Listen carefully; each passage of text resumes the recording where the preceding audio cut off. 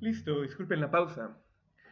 Vamos entonces a hacer esa lista de Éxodo capítulo número 12, conforme lo estuvimos ya recalcando en la primera parte de esta lección, de este video. La lista entonces comienza como ya habíamos comentado, y Jehová habla a Moisés y pide entonces que se genere un nuevo año, o más bien el principio del año ya lo está determinando Dios en Éxodo 12:2. Este mes os será por principio de los meses, o será para vosotros el primero en los meses del año. Lo cual significa entonces que a partir del versículo número 3, la institución de la Pascua como tal corre por cuenta del primer mes. Es decir, para Dios la Pascua es una institución de fiesta que debe de suceder al principio. Esto es muy importante recalcarlo. Entonces, como primer característica, lo puedes ir anotando para después regresar a ver esta figura, este tipo, o más bien las características de este tipo de Jesucristo, que es la Pascua. La segunda cosa que tenemos que tomar como característica es si en los 10 días de este mes se tomará un cordero. Ese cordero por familias de sus padres. Es decir, un cordero por familia. Y así lo dice textualmente Éxodo 12:3. Yo lo que te invitaría entonces pudieses seguir generando simplemente una lista de características de todo lo que vamos a ir viendo. El orden probablemente también es importante de esas características, mas sin embargo, cuando sumes las características, el todo de esas características nos dará el antitipo, nos dará la figura perfecta de lo que fue reflejado en el Nuevo Testamento a través de Jesucristo. Por eso es importante ver cada característica. Entonces, como segunda o tercera característica, ya si las quieres ir sumando, ya no las voy a ir contabilizando, pero sí las vamos a ir sumando, es decir, poniendo ahí en la lista. Entonces es que se toma un cordero. Al tomar el cordero, Dios especifica que sea un cordero por familia. Y eso es muy interesante, lo vamos a ver más adelante, en la reproducción del tipo.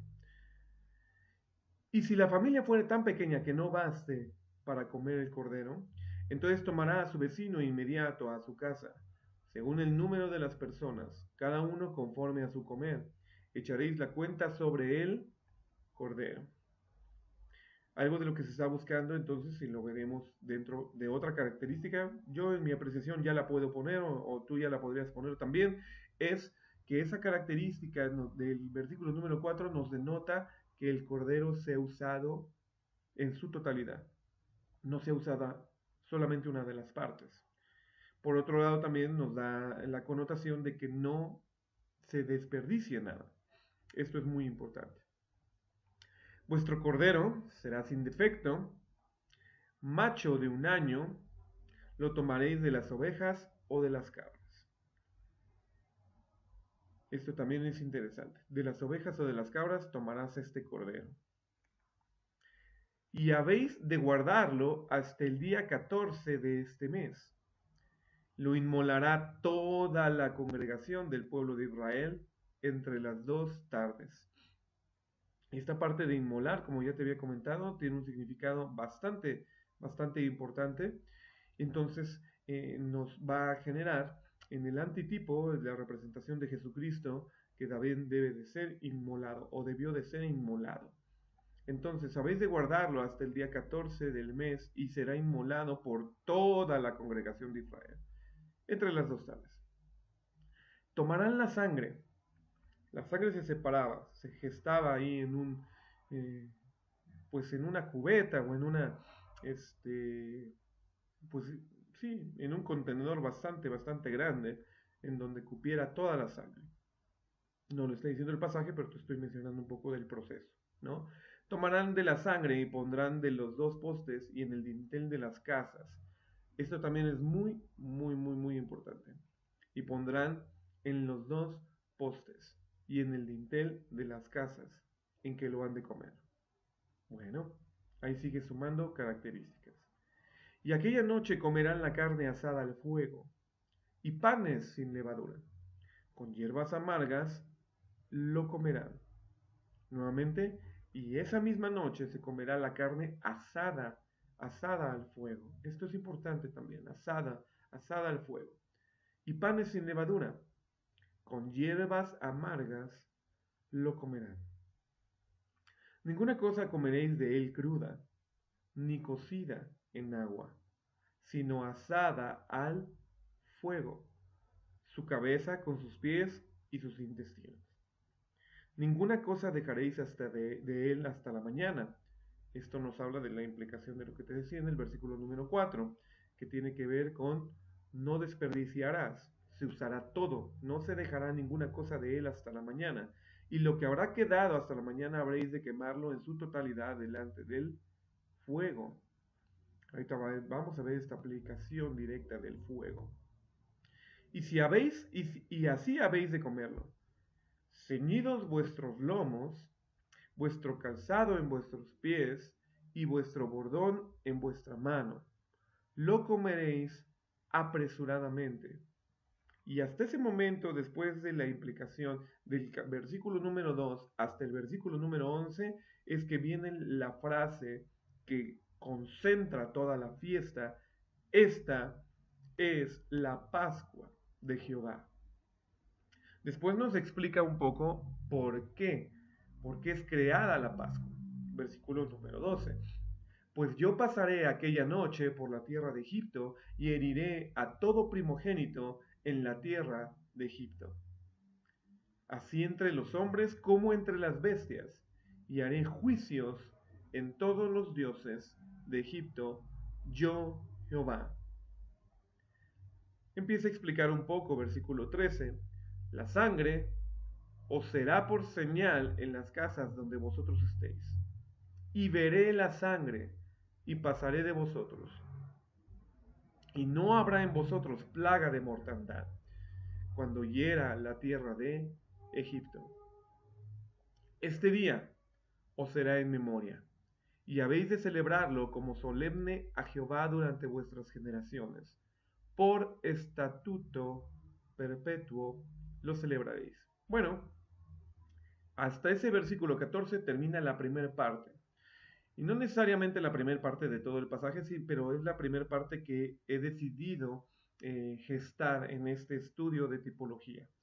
Por eso te lo comento, no necesariamente porque el hebreo nos explique o la sintaxis en que está conformado este pasaje tenga una primera, segunda y tercera parte. No. Yo más bien te lo presento así porque creo que es bueno que lo estudiemos de esa manera, tratando de englobar en esta primera parte todo lo que tiene que ver con la práctica de la Pascua de una manera interna y de una manera explicativa, pero hacia lo que el individuo tiene que gestar para vivir la Pascua. No necesariamente por lo que sufriría si no la vive o eso. No. Después veremos eso, que es parte de la segunda y tercera parte. Pero bueno, ya una vez que tienes las características así tal cual las acabamos de nombrar, si bien cuento te habrán salido cerca de 15 características sin ningún problema que haya sido gestadas ahí en tu lista. Ahora lo que tendremos que hacer para poder atraer la figura del estudio de la tipología es lo siguiente. Tú y yo tendremos que gestar a través de estas características una proyección en lo que encontramos en Jesucristo en el Nuevo Testamento. Puede ser de una manera muy compleja o puede ser de una manera muy fácil.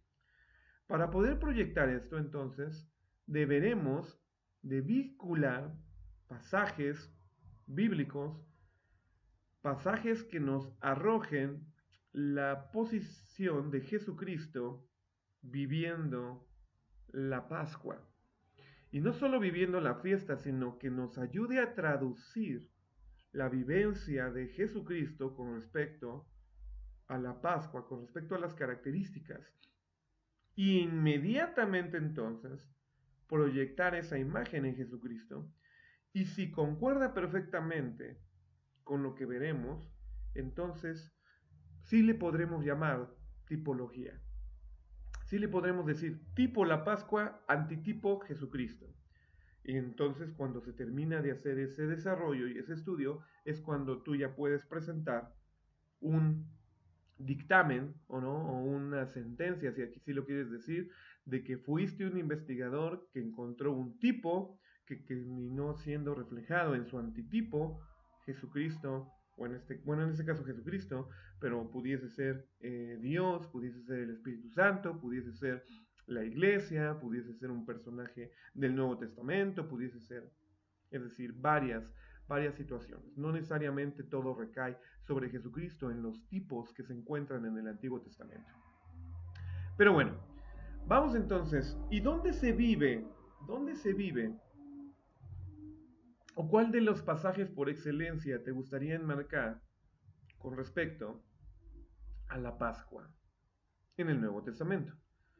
Pues por supuesto la podemos gestar a raíz de Mateo 24 en adelante. Ya después de Mateo 24, Jesús empieza a acercarse con respecto a sus últimos días, o más bien sus últimos momentos, ¿no? Y quiere Jesús dejarles todo previo a qué? Previo a que viva la Pascua. Por eso en Mateo 26, que es uno de los pasajes centrales que vamos a usar para descifrar el momento en la vida de Jesús, nos empieza a decir esto. Y aconteció, esto ya en Mateo 26, versículo 1, y aconteció que cuando Jesús hubo acabado todas estas palabras, dijo a sus discípulos, sabéis que dentro de 2 días se celebra la Pascua, y el Hijo del Hombre será entregado para ser crucificado. Entonces los príncipes de los sacerdotes y los escribas y los ancianos del pueblo se reunieron en el palacio del sumo sacerdote llamado Caifás, y tuvieron consejo para prender con engaño a Jesús y matarle. Pero decían, no en el día de la fiesta, para que no se haga alboroto en el pueblo. Estando Jesús en Betania, en casa de Simón el leproso, vino una mujer trayendo un frasco de alabastro, un ungüento de mucho precio, y lo derramó sobre la cabeza de él, estando él sentado a la mesa. Al ver esto sus discípulos se indignaron, diciendo, ¿por qué este desperdicio? Porque este ungüento pudiese haberse vendido a gran precio y haberse dado a los pobres. Y entendiéndolo Jesús les dijo, ¿por qué molestáis a esta mujer? Pues buena obra me ha hecho. Porque los pobres siempre los tenéis con vosotros, pero a mí no siempre me tenéis. Porque derramando este ungüento sobre mi cuerpo, para mi sepultura, lo ha hecho.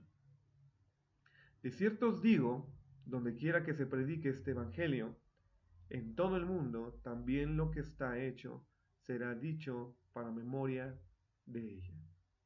Ok, puedo seguir leyendo sin ningún problema, pero todo lo que se presenta de parte de este pasaje que tiene pues, bastantes versículos correspondientes desde lo que estamos hablando hasta que incluso Pedro niega en el versículo 75 a Jesús, es representativo muy probablemente de lo que estamos hablando con respecto a la fiesta de la Pascua.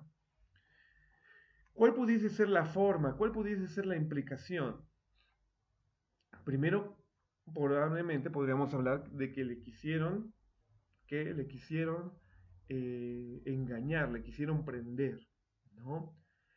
Vino a él una mujer trayendo un frasco, pero independientemente, bueno, también podemos señalizar en Mateo 26:7 el ungimiento de esta mujer sobre la cabeza de Jesús con el perfume. Y veremos por qué es importante también. Y entendiéndolo Jesús le dijo, ¿por qué molestáis a esta mujer? Ahí está mencionando el proceso. Posteriormente a eso, entonces es cuando en el versículo 14, Judas Iscariote fue a los príncipes de los sacerdotes y les dijo que vendería prácticamente la cabeza de Jesús o la vida de Jesús por las 30 piezas de plata. Y entonces donde buscaba oportunidad para entregarle. El primer día de la fiesta de los panes sin levadura vinieron unos discípulos a Jesús diciéndole, ¿dónde queréis que preparemos para que comas la Pascua? Él le dijo, id a la ciudad, en donde a cierto hombre y le dicen, el maestro dice, mi tiempo está cerca, en tu casa celebraré la Pascua con mis discípulos. Estoy leyendo el versículo 18 de Mateo 26. Los discípulos hicieron como Jesús les mandó y prepararon la Pascua. Cuando llega la noche, se sienta a la mesa, la come con ellos, pero dice que uno le va a entregar. Y entristecidos en gran manera comenzó cada uno a decirle, bueno, ¿seré yo maestro? Él responde, el que mete la mano conmigo en el plato, ese me ha de entregar. A la verdad, el Hijo del Hombre va, como está escrito de él, mas ay de aquel hombre por quien el Hijo del Hombre es entregado. Bueno le fuera a tal hombre no haber nacido. Entonces Judas, el que le entregaba, respondió y dijo, soy yo maestro, y él dijo, tú lo has dicho. Mientras comían, Jesús tomó el pan y lo bendijo y lo partió y dio a sus discípulos y dijo, tomad, comed, esto es mi cuerpo. Tomando la copa, habiendo dado gracias, les dijo, bebed de ella, porque esto es mi sangre del Nuevo Testamento, la cual es derramada por muchos para remisión de pecados. La palabra remisión es muy importante aquí en el versículo 28. Manténla ahí como que latente, ¿no? En este análisis. Os digo que desde ahora no beberá más del fruto de la vida hasta aquel día cuando la beba de nuevo con vosotros en el reino de mi Padre. Cuando hubieron cantado un himno, salieron al monte de los olivos. Entonces Jesús les dijo, todos vosotros os escandalizaréis de mí esta noche, porque está escrito, heriré al pastor y las ovejas del rebaño serán dispersas. Pero después que haya resucitado, iré delante de vosotros a Galilea. Respondiendo Pedro le dijo, aunque todos se escandalicen por causa de ti, yo nunca me escandalizaré. Jesús le corrobora, de cierto te digo que esta noche, antes que el gallo cante, me negarás 3 veces. Pedro le dice, aunque me sea necesario morir contigo, no te negaré. Y todos los discípulos lo dijeron de la misma manera. Entonces Jesús con ellos fue a un lugar que se llamaba Getsemaní. Es bastante interesante el nombre de Getsemaní y lo analizaremos para la reproducción del tipo y antitipo, ¿no? De lo que estamos buscando con Jesús. Y lo dijo a sus discípulos, sentados aquí, entre tanto que yo voy y oro. Y tomando a Pedro, a los 2 hijos de Zebedeo, comenzó a entristecerse y a angustiarse en gran manera. Entonces él les dijo, mi alma está muy triste hasta la muerte, quedaos aquí y velad conmigo. Yendo un poco más adelante, se postró sobre su rostro y dijo, Padre mío, si es posible que pase de mí esta copa, pero no se haga mi voluntad, sino la tuya. Y vino a sus discípulos y los halló durmiendo, y dijo a Pedro, ¿así que no habéis podido velar conmigo una hora? Velad y orad para que no entréis en tentación. El espíritu a la verdad está dispuesto, pero la carne es débil. Otra vez se fue, ora por segunda vez, diciendo exactamente lo mismo. Y viene, versículo 43, otra vez y los halla durmiendo, otra vez a los discípulos. Dejándolos, se fue de nuevo y oró por tercera vez, diciendo las mismas palabras. Entonces vino a sus discípulos y les dijo, dormid ya y descansad. He aquí ya ha llegado la hora y el Hijo del Hombre es entregado en manos de pecadores. Levantaos, vamos, he aquí se acerca el que me entrega. Cuando aún hablaba, vino Judas, uno de los 12, y una gran multitud con él, con espadas y palos, y de parte de los príncipes de los sacerdotes y de los ancianos del pueblo. Y el que le entregaba les había dado señal diciendo, al que yo besare, ese es, prendedle. Y luego se acercó Jesús y dijo, salve maestro, y le besó. Jesús le dijo, amigo, ¿a qué vienes? Entonces vinieron y le echaron mano y le prendieron, y he aquí uno de los que estaban con Jesús, extendiendo su mano, sacó su espada, e hiriendo a un siervo del sumo sacerdote, le cortó su oreja. Entonces Jesús le dijo, vuelve tu espada a su lugar, porque todos los que tomen a espada perecerán. ¿O piensas que no puedo ahora orar a mi Padre, y él me daría más de 12 legiones de ángeles? Pero ¿cómo entonces se cumplirán las escrituras de que es necesario que así suceda?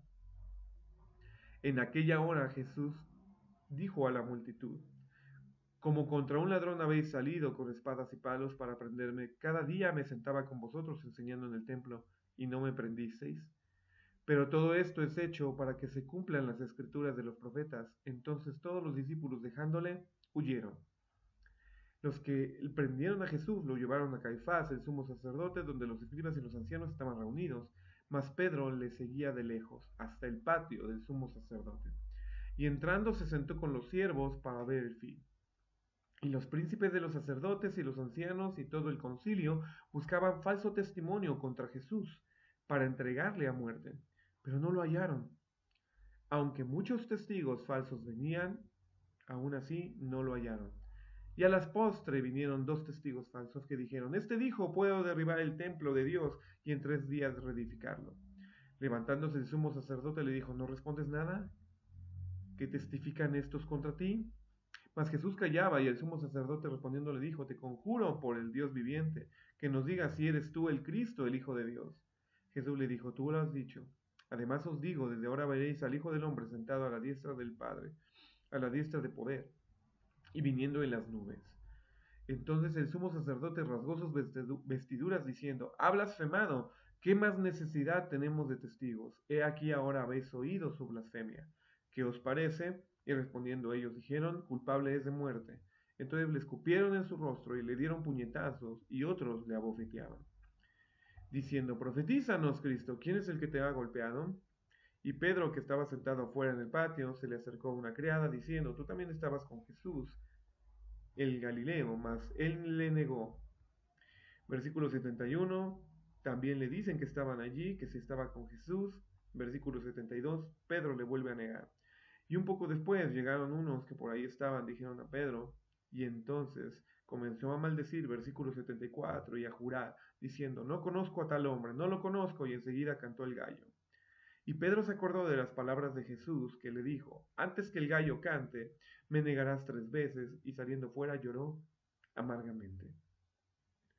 Voy a seguir leyendo porque es importante para dar la apreciación de todo lo que pudiese traducirse y ahorita trataremos de hacer la correspondencia sin violentar, porque es muy importante que no se violente nada, que tratemos simplemente de ver la figura de la Pascua como es descrita en Éxodo 12 y veamos su reproducción, si es que es reproducción total o parcial de la figura de Jesucristo. Ojo, yo considero que no puede ser parcial. Solo lo menciono ahorita anticipadamente. ¿Por qué? Porque si fuera una reproducción parcial, entonces no estaríamos hablando de un tipo total.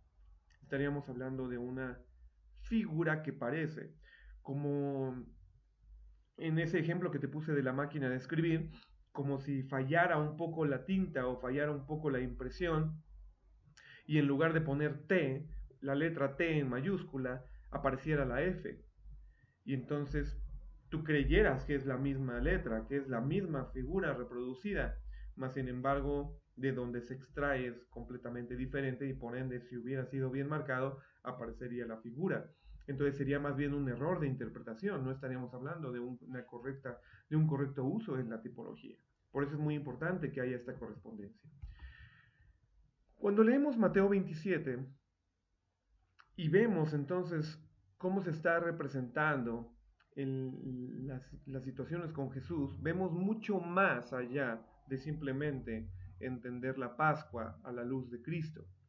¿Por qué? Porque está la experiencia de Pedro, está la situación obviamente de Judas que le entrega y que recibe las, las, las 30 monedas de plata, perdón. Pero todo esto tendrá una correspondencia y es muy importante nuevamente seguirlo mencionando para tenerlo ahí presente. Y venida la mañana, todos los príncipes de los sacerdotes y los ancianos del pueblo tomaron consejo contra Jesús para entregarle a muerte. Y le llevaron atado y le entregaron a Poncio Pilato, el gobernador. Entonces Judas, el que le había entregado, viendo que era condenado, esta versión dice arrepentido, pero más bien es con remordimiento, ¿no? Con una situación ahí de corazón, devuelve los 30 monedas de plata y los príncipes de los sacerdotes, a los príncipes de los sacerdotes y a los ancianos, diciendo, yo he pecado entregando sangre inocente. Este versículo también es clave. Pero ellos dijeron, ¿a nosotros qué? Míralo tú. Y arrojando las piezas de plata en el templo, salió y fue y se ahorcó. Los príncipes de los sacerdotes, tomando las piezas de plata, dijeron, no es lícito echarlas en el tesoro, porque es de precio de sangre. Y tomando consejo, compraron con ellas el campo del alfarero para sepultura de los extranjeros. Por lo cual aquel campo fue llamado campo de sangre, un campo que es similar hasta el día de hoy, de esa manera. Entonces se cumplió lo que fue dicho por el profeta Jeremías, que dijo, tomaron las 30 piezas de plata y el precio del estimado, el cual fue apreciado por los hijos de Israel, y las dieron por el campo del alfarero, como me ordenó el Señor. Y Jesús estaba en pie delante del gobernador, y el gobernador le preguntó diciendo, ¿eres tú el rey de los judíos? Y Jesús le dijo, tú lo dices. Y siendo acusado por los príncipes de los sacerdotes y los ancianos, nada respondió. Pilato entonces le dijo, ¿no oyes cuántas cosas testifican contra ti? Y él no respondió ni una sola palabra, de tal manera que el gobernador se maravillaba mucho. Y en aquel día de la fiesta, el gobernador acostumbraba a soltar al pueblo un preso, el que quisiesen. Y tenían entonces un preso llamado Barrabás. Y reuniéndose ellos, Pilato les dijo, ¿a quién quieres que os suelte, a Barrabás o a Jesús, que es llamado el Cristo? Porque sabía que por envidia le habían entregado. Y entonces él, sentado en el tribunal, su esposa envió a él diciendo, no tengas nada que ver con este justo, porque hoy he padecido muchas cosas en sueños por causa de él. Mas los príncipes de los sacerdotes y los ancianos persuadieron a la multitud a que pidiesen a Barrabás y que dieran muerte a Jesús. Y el gobernador respondiendo les dijo, ¿a cuál de los dos queréis que suelte? Ellos dijeron, a Barrabás. Pilato les dijo, ¿qué pues haré con Jesús que os llamado el Cristo? Todos dijeron, crucifícalo. Y el gobernador les dijo, pues qué mal ha hecho, pero ellos gritaban aún más, diciendo, sea crucificado. Y viendo Pilato que nada adelantaba antes que hacía más alboroto, tomó agua y se lavó las manos delante del pueblo, diciendo, inocente soy yo de la sangre de este justo, vedlo vosotros. Y respondió todo el pueblo y dijo, su sangre sea sobre nosotros y sobre nuestros hijos. Entonces lo soltó a Barrabás, y habiendo azotado a Jesús, le entregó para ser crucificado. Los soldados del gobernador llevaron a Jesús al pretorio y reunieron alrededor de él a toda la cuadrilla. Desnudándole, le pusieron encima un manto escarlata, y tejiendo una corona de espinas, la pusieron sobre su cabeza. Y una caña en su mano derecha e hinchada la rodilla delante de él. Le escarnecían diciendo, salve, salve, rey de los judíos. Le escupían en él y tomando la caña le herían en la cabeza. Y después que le hubieron escarnecido, le quitaron el manto y poniéndole sus vestiduras, le llevaron para crucificarle. Saliendo hallaron a un hombre de Cirene que se llamaba Simón, a este obligaron a cargar su cruz. Y cuando llegaron al lugar llamado Gólgota, que quiere decir lugar de la calavera, le dieron a beber vinagre mezclado con hiel, y después de haber probado, no quiso beberlo. Después que le hubieron crucificado, repartieron sus vestiduras, echando suertes, para que se cumpliese lo que fue escrito por el profeta, repartieron entre sí mis vestiduras, sobre mi ropa echaron suertes. Sentados le guardaban allí y le pusieron sobre su cabeza su causa escrita, este es Jesús, el rey de los judíos. Entonces fueron crucificados con él dos ladrones, uno a la derecha y el otro a la izquierda. Los que pasaban le injuriaban, meneando sus cabezas, diciendo, tú que derribas el templo y en 3 días lo reedificas, sálvate a ti mismo, si eres el Hijo de Dios, desciende de la cruz. De esta manera también los príncipes de los sacerdotes, escarneciéndole con los escribas y los ancianos, decían, a otro salvó, ¿a sí mismo no se puede salvar? Si eres el rey de Israel, descienda ahora de la cruz y creeremos en él. Confió en Dios, líbrele ahora si le quiere, porque ha dicho, yo soy el Hijo de Dios. Los ladrones que estaban crucificados con él también le injuriaban. Desde la hora sexta hubo tinieblas sobre la tierra hasta la hora novena. Todas estas situaciones especificadas en el relato del padecimiento y crucifixión de Cristo son importantes a mencionar en el sentido de que veremos la imagen de la Pascua completamente reflejada en este padecimiento como tal de Jesús. Mas, sin embargo, también puedes estarlo pensando, y es muy importante mencionarlo entonces así, que la imagen de Jesucristo en la crucifixión, obviamente en Mateo 26 y 27, nos da muchas más figuras de lo que aparentaría solamente la Pascua. Y esto es muy propio y muy congruente porque también veremos que en la crucifixión y en el padecimiento y crucifixión de Cristo se genera toda una imagen impresa que va más allá solamente de la Pascua impresa. Es decir, es como si fuera un dibujo creado a través de otras tipologías, pero no voy a mencionar cuáles son las otras tipologías, Eso probablemente te tocará a ti si es que deseas convertirte en un buen tipólogo, ¿no? En ese sentido.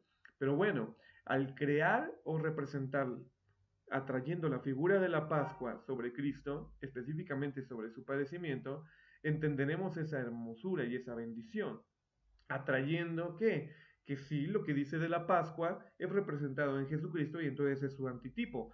Pero todas las demás ideas que estamos mencionando del pasaje de Mateo 26 y 27 muy probablemente serán gestadas y generadas por otros tipos o por otras tipologías en el Antiguo Testamento. Más sin embargo, lo menciono para que tú puedas generar esa concordancia y lo que sí tenga que ver significativamente con la Pascua, entonces lo atraigas a esta impresión de la crucifixión de Jesucristo. Porque habrá nuevamente, como te comento, otras tipologías que puedan ser referidas específicamente en el tema del padecimiento y la crucifixión de Jesucristo. Interesante, desde la hora sexta hubo tinieblas sobre toda la tierra hasta la hora novena. Y cerca de la hora novena Jesús exclamó a gran voz, diciendo, Elí, Elí, lama sabactani, que esto es, Dios mío, ¿por qué me has desamparado? Algunos de los que estaban allí oyéndolo decían, a Elías llama a este. Y al instante corriendo uno de ellos tomó la esponja y la empapó en vinagre, y poniéndola en la caña se la dio a beber. Otros le decían, deja, veamos si viene Elías a librarle. Mas Jesús, habiendo otra vez clamado a gran voz, entregó el Espíritu.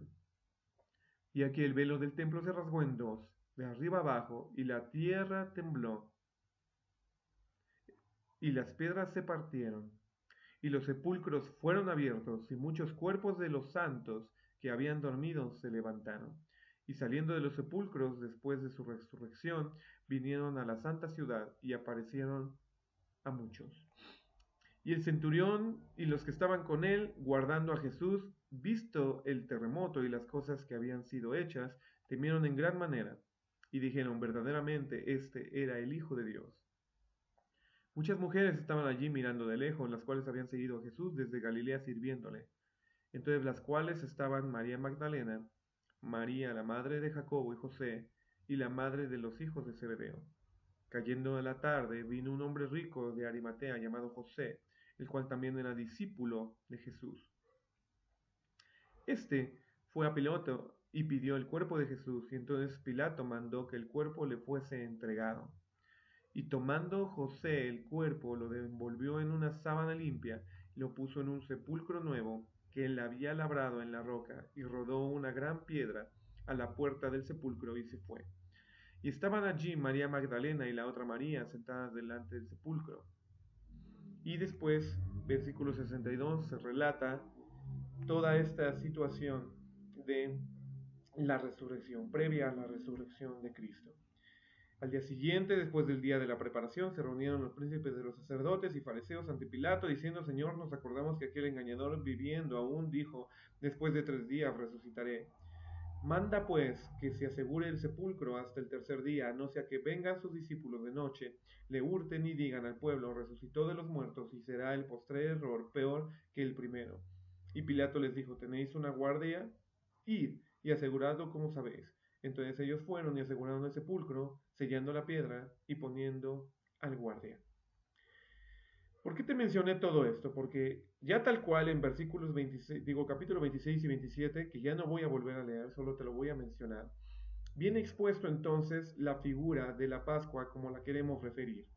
Ahora sacarás tu lista, sacaremos la lista entonces de lo que sucede específicamente con Jesús y trataremos de darle entendimiento con respecto al tipo de la Pascua y a la antitipo que se gesta en Cristo Jesús. Versículo número 2, primera característica, será al principio del mes. Y la intención de recordar esto es ¿por qué? Porque el padecimiento previo a la cruz y la cruz de Cristo suceden exactamente en el tiempo de la Pascua. Es decir, cae perfectamente en el tiempo, perfectamente se acomoda en tiempo. Y esto es muy importante para entonces generar este tipo en particular de proyección. Habla a toda la congregación de Israel, decía ahí Éxodo, ¿no? Y es bien interesante que cuando vemos esta situación se está hablando a todo el pueblo también de Israel con respecto a la crucifixión de Cristo. Se está mencionando, se está haciendo partícipe a todo el pueblo. Y es tan interesante como el versículo que leímos de Mateo, en el versículo capítulo 27, que dice, su sangre sea sobre nosotros. Esto es muy importante también mencionarlo porque tiene la implicación entonces de que el cordero que fue derramado en el momento pascual y que la sangre era para todas las familias de todas las, o más bien para toda la familia, de todas las familias de Israel, de la misma manera entonces, ¿quién lo está echando sobre sí mismo? Pues el mismo pueblo de Israel en el tiempo de Jesús. Esto es bien importante. ¿Por qué? Porque una de las implicaciones de la Pascua era salvar a quién y pasar por alto qué situación. Obviamente pasar por alto el castigo que iba a hacer Dios sobre los dioses de Egipto, según lo leímos en el pasaje de Éxodo. Pero entonces en esa implicación y en esa correspondencia deberemos de entender que sucede algo trascendental. Aunque no lo haya querido así, el pueblo de Israel adjudica sobre de sí mismos que el sacrificio del cordero. Y esta es una correspondencia al momento de la Pascua, como lo vimos en Éxodo. ¿Por qué? Porque ninguno de Egipto sacrificó al cordero pascual para salvarse en aquel entonces, obviamente, de la plaga de los primogénitos, entendiéndose un poquito más con respecto a esa plaga. El cordero pascual tenía que ser muerto ¿por quién? Por incluso el jefe de familia o los jefes de familia. Que de ahí se representa quiénes también en la tipología que estamos encontrando del antitipo de la Pascua en el Nuevo Testamento, los príncipes y sacerdotes del pueblo de Israel. Encuentra la relación, las cabezas de familia contra los príncipes y sacerdotes. Hace un clic el eslabón de forma perfecta. Se manifiesta de forma completa y perfecta. Por otro lado, entonces, otra de las características que vemos es que se trae un cordero que en Éxodo capítulo 5, 12, versículo 5, se trae un cordero que se trae un cordero sin defecto. Y aún incluso delante de los padecimientos de Cristo, el mismo El mismo Caifás reconoce que no hay engaño, que es una persona inocente. Judas también lo reconoce así. Por supuesto también que Pilato lo reconoce así. La mujer de Pilato lo reconoce así. Pero entendamos también cuál es el término de cordero sin defecto a la luz de Éxodo. Cordero sin defecto habla de que no esté moteado físicamente su piel, su pelaje, arroje, no doble tinta, no doble color de pelo. Esa es una de las características, pero otra de las características es que no esté mutilado, que no esté mocho, que no le falte alguna extremidad. Podríamos decir que esas son las dos características principales de un cordero sin defecto. Y también, de entre quiénes lo tomarás, según Éxodo 12:5, se tomará este cordero de entre las ovejas y las cabras del mismo pueblo. Entendiéndose que mismo Jesús fue oveja, pero oveja ¿de quién? Del Dios vivo en obediencia hacia su mandato.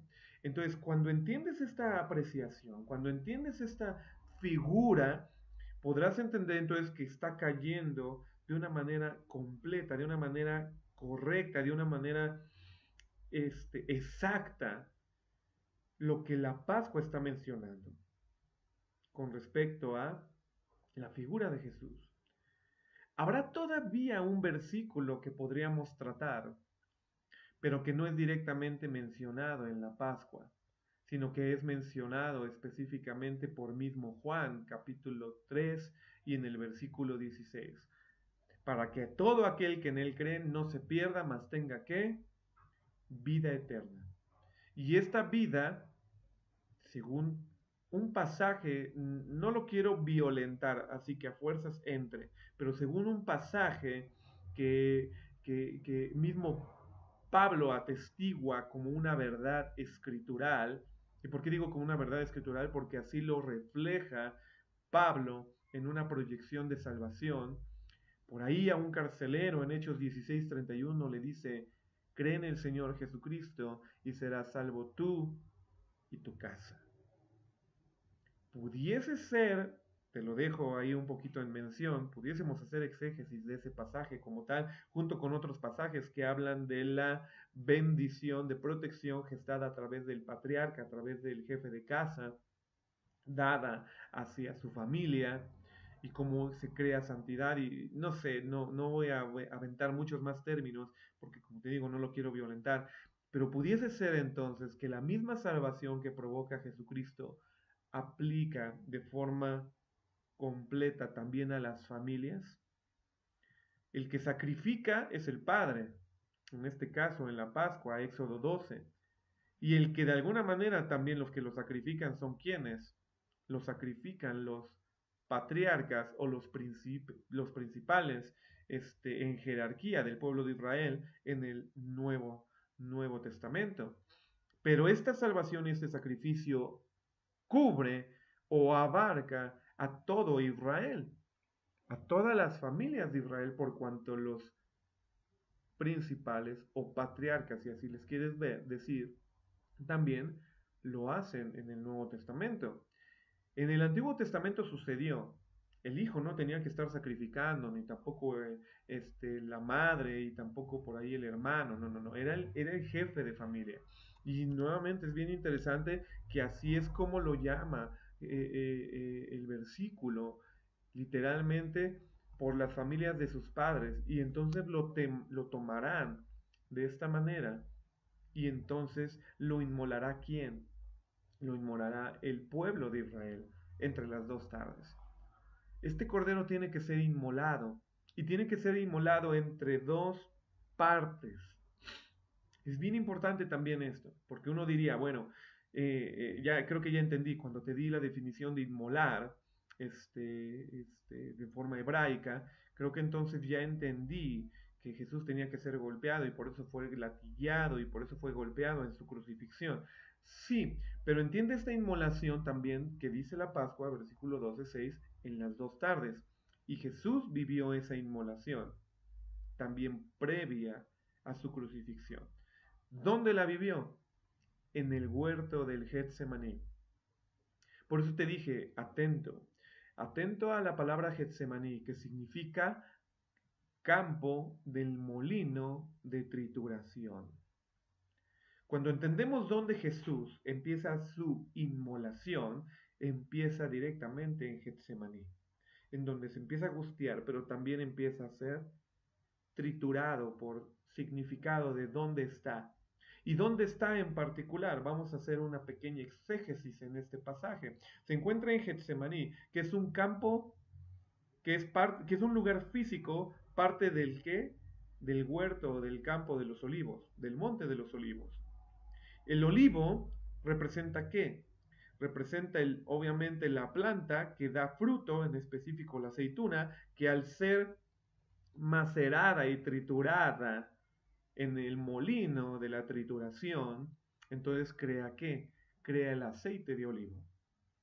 Entonces entendamos este principio. El aceite de olivo, si regresamos al mismo Éxodo también en tipología, y ni siquiera solo en tipología, en representación tácita con respecto a qué? Al aceite de la unción, y hemos estado en otras clases como la que es misión de la iglesia y propósito de la iglesia, persiguiendo la idea del aceite de la unción. Cuando referimos estas dos partes, entonces tendremos que entender que ¿qué? Que Jesucristo gestaría su unción también, unción que le potencia en resurrección y le potencia también a través del Padre para ser sentado en ese lugar de preeminencia a su diestra, para gobierno y para que todos los demás sea puesto debajo de sus pies, pero a través de un proceso de trituración o de inmolación, si lo quieres ver así. Es lo que significa Getsemaní. Entonces Jesús empieza obviamente a qué? A angustiar por todo el proceso y empieza a inmolarse de alguna manera. Pero también dice, ¿quién lo empieza a inmolar? Pues lo empiezan a inmolar sus amigos. Sus amigos dentro del pueblo de Israel que a pesar de ser sus amigos y de seguirlo, pues no pueden velar con él, no aguantan poder velar con él, no lo acompañan en este suplicio, más al contrario, en el corazón de Jesús ve con tristeza que o se duermen, o por otro lado uno lo entrega, y que por otro lado todo el pueblo, cuando era de día, le estaba predicando y le estaban con ellos y no lo prendieron, y ahora que era oculto y estaba este proceso de inmolación, pues ahora sí con palos y piedras venían a él para prenderle. Todo esto empezaba también a inmolar el corazón de Cristo. Tanto que él mismo dijo, no lo quiero vivir. No quiero vivir este proceso, me es difícil vivir este proceso. Y lo dijo 3 veces en Getsemaní, pero no se haga mi voluntad sino la tuya. Y como oveja fue llevado al matadero, diría, es Isaías en esa bendición. Tomarán la sangre y la pondrán en los 2 postres en el dintel de las casas en que lo han de comer. Acuérdate, no voy a mencionar otras situaciones que pudiesen ser parte de otros tipos en el Antiguo Testamento con respecto a toda la narrativa de lo que vimos en Mateo, y probablemente también viene en Marcos y también viene en Lucas y también viene en Juan. Si se acumula toda la narrativa, verás que verdaderamente hay mucha más tipología que solamente la Pascua en la crucifixión de Cristo.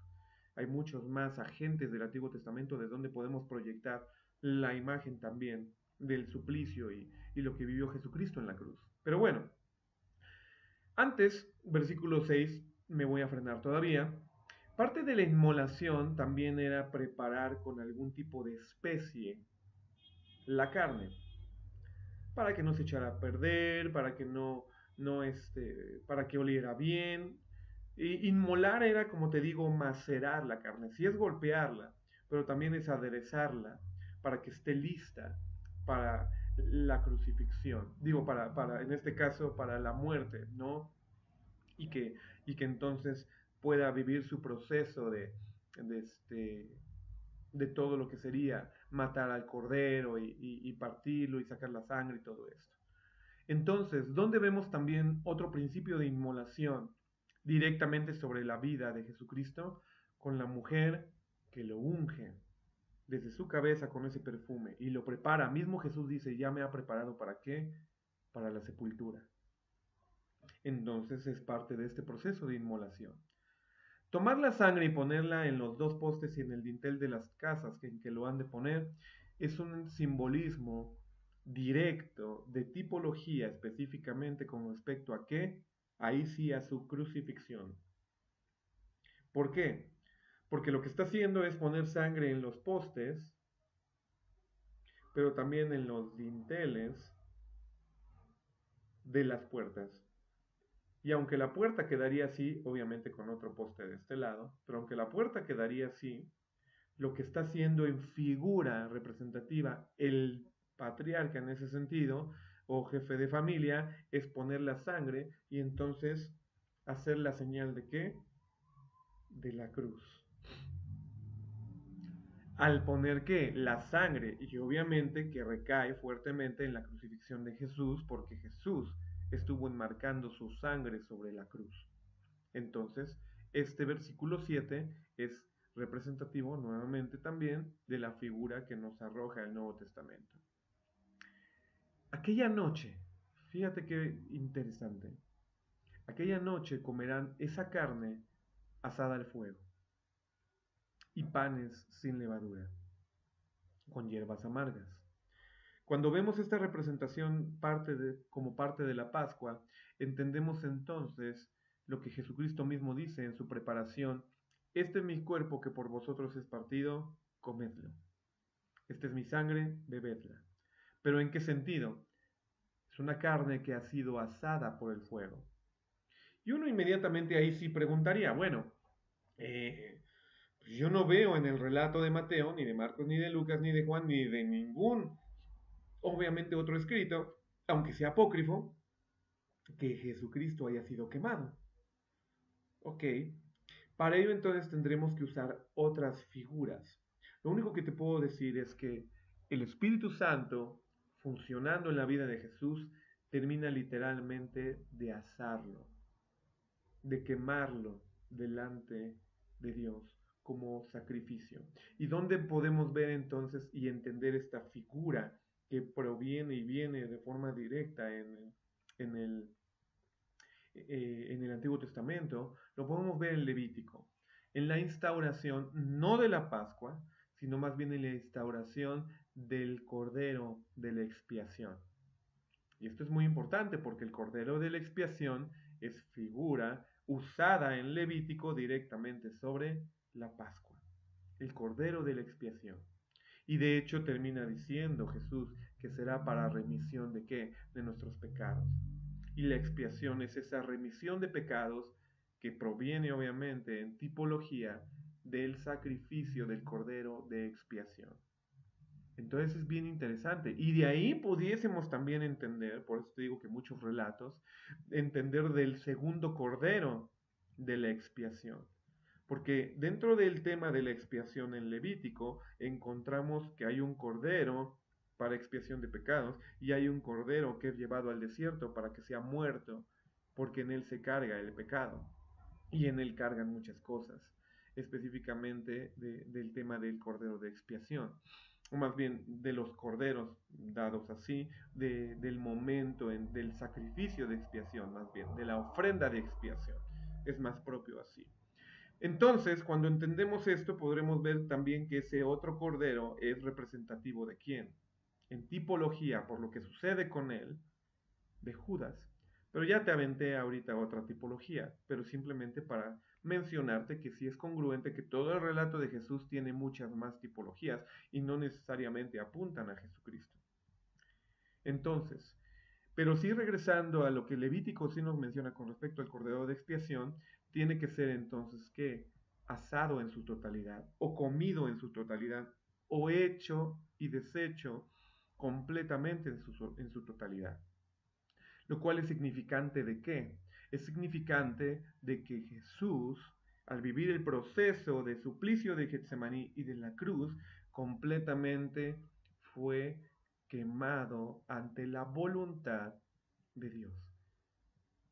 Y eso lo podemos entender cuando dice, bueno, sí, se está quemando lo último que yo tengo como voluntad.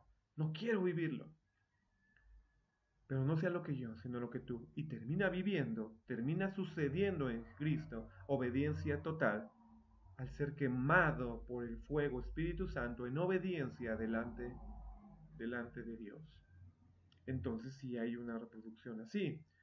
¿Quiénes también comían con panes sin levadura? Pues obviamente los judíos, ¿no? En este caso, que participaban de la Pascua. Y entonces el pan sin levadura también atraerá una situación en tipología de lo que vivieron, pero no lo menciono, y las hierbas amargas igual. Algo que sucedió con los discípulos propiamente hablando, con respecto a su Cristo, cuando muere y pasan todo este tiempo de la Pascua pues, viviendo una hierba amarga en su vida literalmente. Ninguna cosa comeréis de él cruda ni cocida en agua.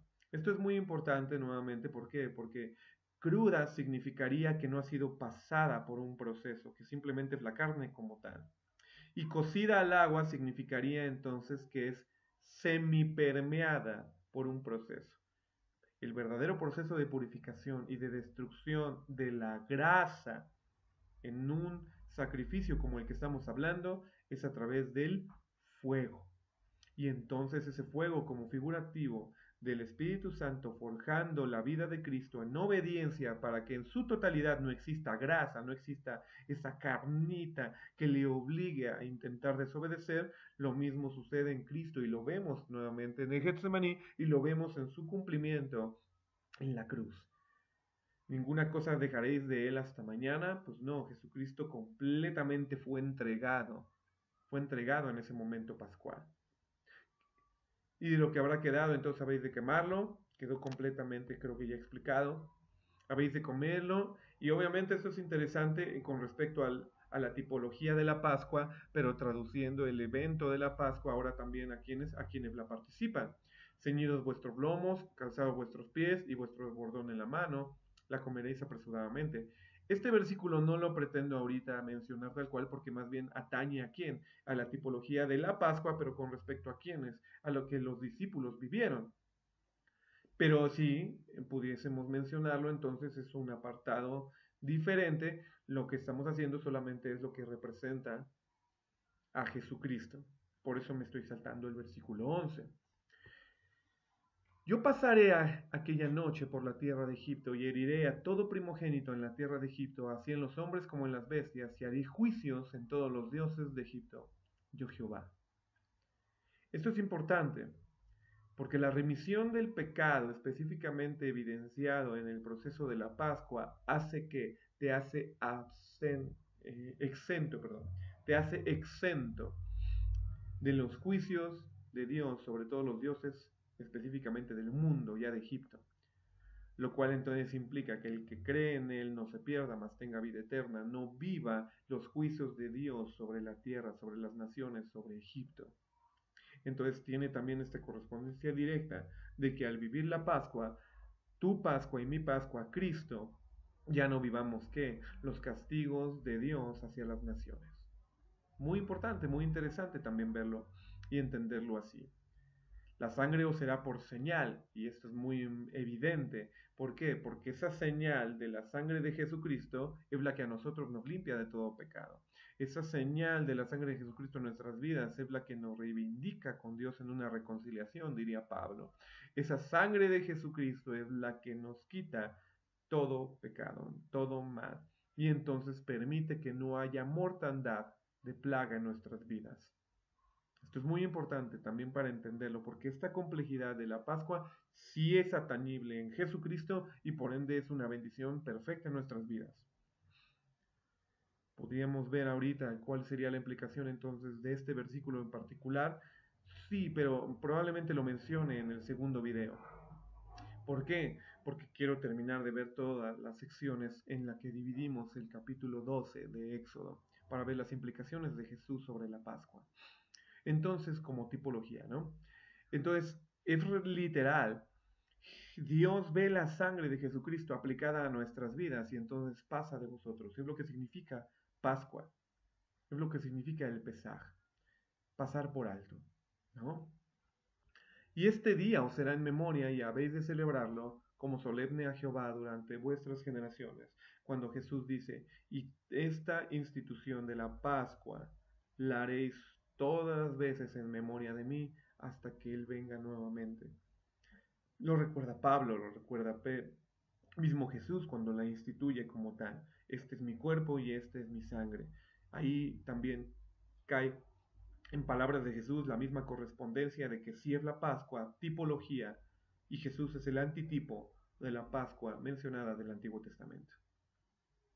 Bueno, hasta ahí por lo que los versículos mencionan. Si hay algo que se haya obviado o pasado por alto, menciónamelo en algún correo o platicamos en la sesión al final de la semana, como hemos estado teniendo. Y en ese sentido, entonces, trata de provocar esa bendición de parte de Dios, de que Él sea el que esté revelando. Y recuerda que lo que estamos haciendo es simplemente verlos, las figuras, los contornos, las líneas que tiene el sello de la Pascua con respecto a Jesucristo en la cruz y en sus padecimientos previos a la cruz.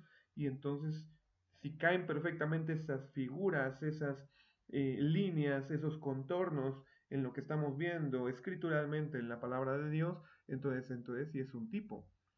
Sí es un tipo la Pascua de Jesucristo. Sí lo es, ya lo habíamos mencionado, pero te estoy expresando cómo es que se llega a esa resolución.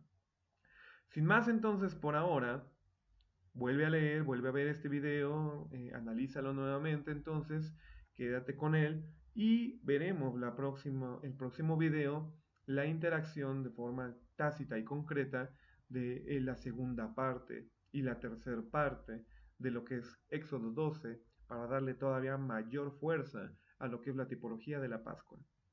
Sin más por ahora, te bendigo. Dios te bendice. Cuídate.